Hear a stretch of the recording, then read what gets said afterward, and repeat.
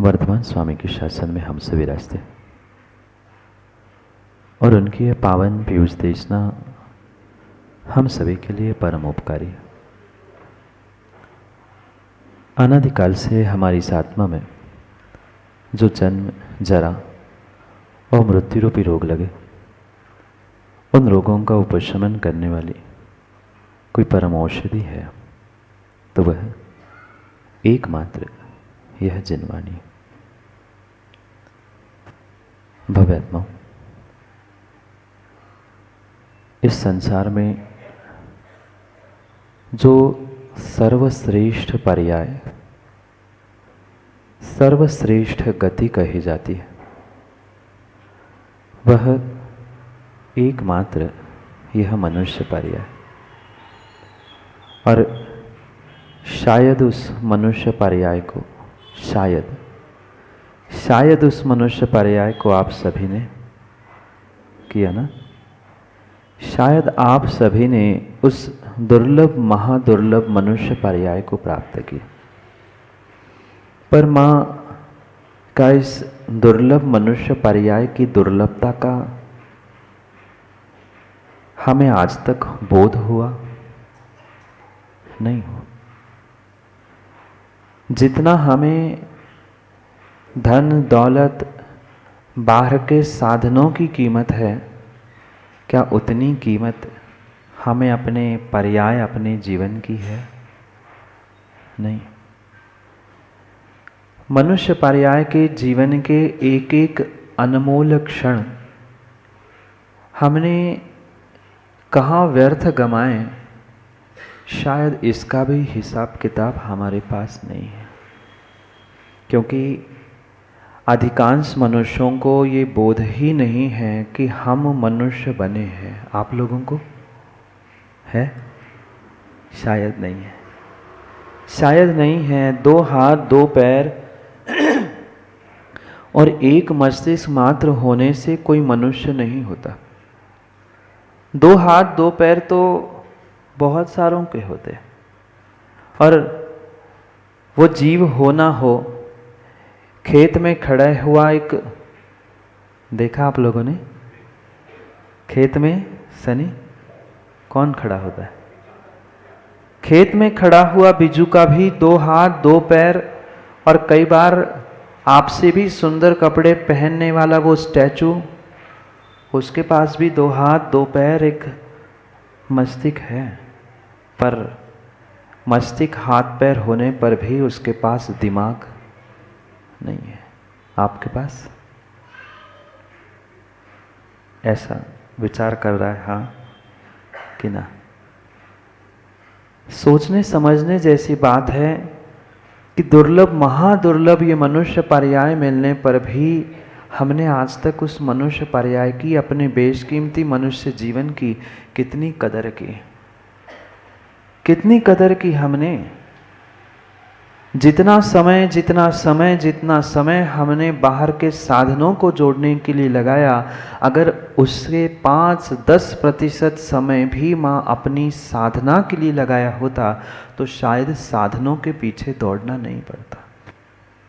एक डंडी का अंतर है पंडित जी, साधन और साधना में। साधनों की तो हमें कीमत है, साधनों की तो हमें कदर है, पर हमें अपने जीवन की साधना की कोई कदर नहीं है। मात्र साधनों से जोड़ने से जीवन सुगंधित हो जरूरी नहीं है, जीवन सुंदर हो जरूरी नहीं है, क्योंकि साधनों की आज किसी के पास भी कमी नहीं है। भले ही खाने के लिए 2 समय की व्यवस्था नहीं हो, पर आज लोगों के घरों में झांक कर देख लेना, बैठने के लिए सोफा सेट जरूर है। एक मिडिल क्लास के व्यक्ति के भी घर में जाकर देख लेना, दिखावे के सब साधन उसके पास है, पर जीवन की साधना नहीं। मैं धर्म की साधना की बात नहीं कर रहा हूं, मैं व्रत उपवास नियम माँ इस साधना की तो बात कर ही नहीं रहा हूँ। जीवन भी एक बहुत बड़ी साधना थी, पर क्या उस जीवन की साधना को हम प्राप्त कर पाए? नहीं।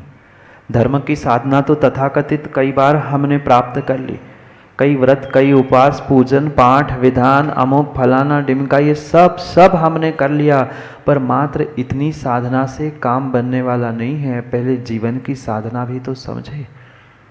पहले हम अपने इस बेशकीमती जीवन की कीमत भी तो करना सीखे कि कितनी कितनी कितनी कीमत है इस मनुष्य पर्याय के जीवन की। शायद आज का एक भी इंसान, एक भी श्रावक उसे समझने का प्रयास ही नहीं कर पा रहा है। जब व्यक्ति को हमें अपने स्वयं के जीवन की कीमत नहीं है, कदर नहीं है, तो क्या दूसरे की है? बिल्कुल नहीं, बिल्कुल नहीं है, बिल्कुल नहीं है।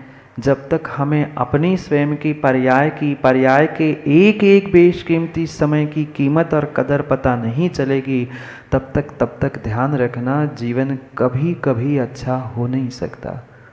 आप लोग नहीं चाहते आपका जीवन सुखमय हो? माँ बोलो ना, बोलो ना। आप लोग नहीं चाहते आपका जीवन सुखमय हो?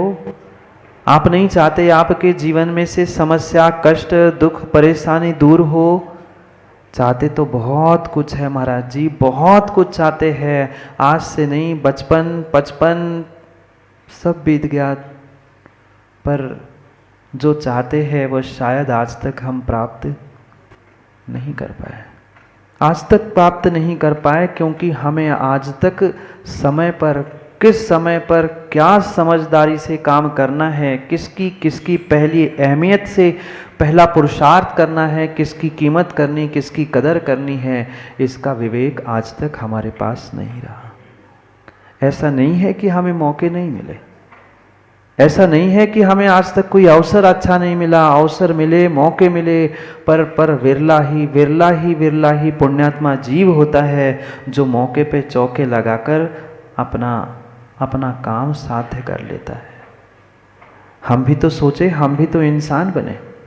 सब साधन हमारे पास है, धर्म के साधन उपलब्ध है, भौतिकता के साधन उपलब्ध है, पर भौतिकता के साधन उपलब्ध होने पर भी मैं पुनः पूछना चाहता हूँ, माँ, भौतिकता के साधन उपलब्ध होने पर भी क्या भौतिक सुख? हाँ बोलो ना एक बार। भौतिक सुख भी नहीं है, फिर पारमार्थिक सुख की बात करना ही क्या? जब भौतिक साधन होने के बाद भी हम भौतिक सुख की प्राप्ति नहीं कर पा रहे हैं, फिर हम पारमार्थिक सुख की कल्पना करना मात्र व्यर्थ ही तो है। एकमात्र ये ऐसी मनुष्य पर्याय है, श्रेष्ठ मनुष्य पर्याय है, जहां भौतिक सुख और पारमार्थिक सुख दोनों भी सुख मिलने की संभावना है। भौतिक सुख तो फिर भी स्वर्गों में मिल सकते हैं, पर पारमार्थिक सुख के साथ भौतिक सुख मात्र इस मनुष्य पर्याय में मिलते हैं। कभी दोनों का बैलेंस बनाने का प्रयास किया? हमें यही विवेक आज तक नहीं प्राप्त हुआ, आज तक यही विवेक हमें प्राप्त नहीं हुआ कि हमें समय पर किसकी कीमत करनी है, किसकी कदर करनी है। घर में भी हमें कितनों की कदर है। मंदिर में भी पहुंचते हैं, धर्म मार्ग पर भी पहुंचते हैं, पर मंदिर, धर्म मार्ग और पारमार्थिक सुख की खोज में भी ज्ञानियों हमें कितनी सच्चे देवशास्त्र गुरु की कीमत है, कितनी कदर है।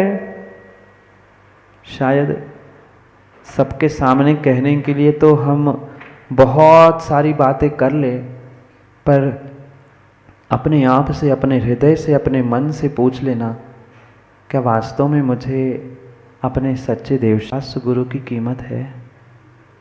क्या हमें आज तक जिन्होंने जन्म देके पाला पोसा उन माँ बाप की कीमत है? जिनके लिए धन जोड़कर मरे जा रहे हो, क्या शेरू भाई उस संतान की कदर है? नहीं है। ना संतान को माँ बाप की है, ना माँ बाप को संतान की है। कहने के लिए मात्र 4 दीवारियों के भीतर, एक छत के नीतर तुम सब रह रहे हो, पर उस एक छत के नीचे रखी हुई मशीन के अलावा और एक दूसरे के प्रति आपका कोई व्यवहार सही नहीं है क्या? नहीं है। जैसे बड़ी बड़ी फैक्ट्रियों में बड़ी बड़ी मशीन लगी होती है, बटन चालू करो शुरू होते हैं, बंद करो बंद होता है, पर बगल बगल की मशीन को एक दूसरे से कोई, बोलो ना, कोई लेना देना नहीं होता। माँ घर में किच किच किच किच वाला किचन है, किच किच किच किच वाला किचन है, उस किचन में भी एक नहीं सैकड़ों बर्तन हैं, एक के अंदर एक, एक के अंदर एक, एक के अंदर एक रखे होंगे ना बर्तन, सब एक के अंदर एक रखे हैं, फिर भी किसी बर्तन का किसी बर्तन से कोई लेना देना। क्या ऐसी स्थिति घर परिवार की नहीं हुई? एक कमरे में, एक बेडरूम में, एक घर में, एक छत के नीचे रह रहे हैं 2, 4, 6 व्यक्ति, पर फिर भी किसी को किसी से कोई लेना देना नहीं है। समय हुआ, ये थाली रखी, ये भोजन करो, ये दुकान का समय हो गया, इसका समय हो गया, बस एक मशीन के भांति वो फॉर्मेलिटी चल रही है, व्यवहारिकता चल रही है। थाली रखिए, खाना सो खाओ, नहीं तो आगे की आप ही बातें बोलते, अच्छी बात है। क्या करें? क्या हमें एक इंसानियत के नाते एक इंसान की भी कदर नहीं है? जिन इंसानों के साथ हम रह रहे हैं, कहने के लिए हमने घर बसाया है, घर बसाया ना, कहने के लिए हमने घर बसाया है तो किस लिए बसाया? कि मात्र बिल्डिंग खड़ी करने के लिए, मात्र दुनिया को दिखाने के लिए हमने घर बसाया? नहीं। कभी उस घर में रहने वाले सदस्यों के प्रति, इंसानों के प्रति उतनी आत्मीयता से हमने कुछ करने का प्रयास किया? नहीं है। जैसे बर्तन माँ किचकिच करने वाले किचन में एक के ऊपर एक रखे हैं, एक दूसरे को स्पर्श भी कर रहे हैं, टच भी कर रहे हैं, पर फिर भी किसी को किसी से कोई लेना देना नहीं है। आज के इंसानों की भी यही स्थिति है। वे मोबाइल को तो सुबह शाम दिन रात टच कर रहे ना, पूरा समय टच करने में जा रहे हैं, पर फिर भी किसी इंसान के टच में कितना इंसान है, कितने एक दूसरे के टच में हैं, बिल्कुल बगल में बैठे हैं, एक सोफा में बैठे हैं, एक छत के नीचे 4 दीवालियों में बैठे हैं, पर फिर भी मुंह खोल के कोई किसी से बात करना नहीं चाहता। क्या? कोविड हो जाएगा? हाँ, इसलिए दूरी बना के रख रहे हैं। सही बात है। जहाँ दूरियां बनानी है पंडित जी, वहाँ तो दूरियां बना नहीं रहे हैं, और जहाँ नहीं बनानी है वहाँ दूरियां बनाकर कोविड और कोरोना की दुहाई दे रहे हैं। कैसी विडंबना है, कैसी विडंबना है। कोरोना और कोविड में भी डॉक्टरों ने शरीर की दूरियों को बनाने के लिए कहा था, आत्मीयता की दूरियों की नहीं।